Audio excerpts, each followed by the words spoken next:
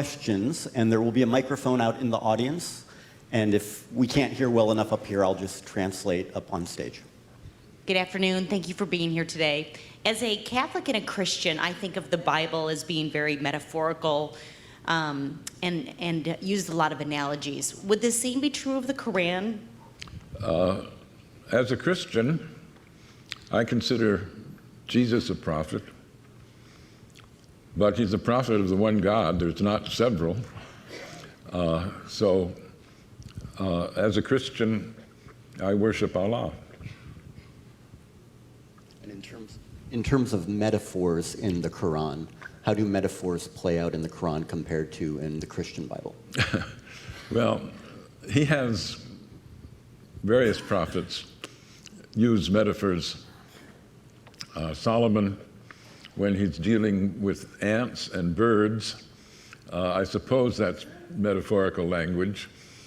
He calls the birds together and says, well, where's the hoopoe? And he's not there. And he says, I wanted him to show up at this conference of the birds.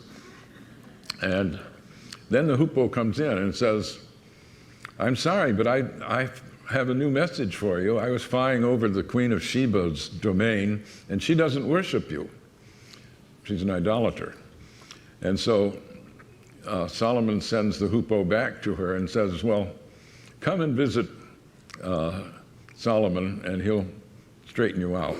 Now, I suppose that could be considered metaphorical language, but it's pretty literal, and it shows in things can talk, mountains can talk in the Quran.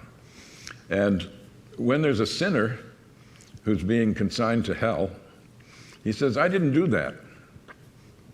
And his skin says, oh, yes, you did. I was there.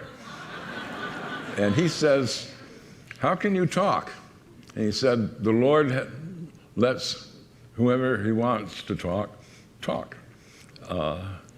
So there are elements of what we would consider folk tale in the Quran, as there are in the Bible, whether Old or New Testament. But as I say, I think, you know, if Francis could preach to the birds, I guess the birds can report to Solomon.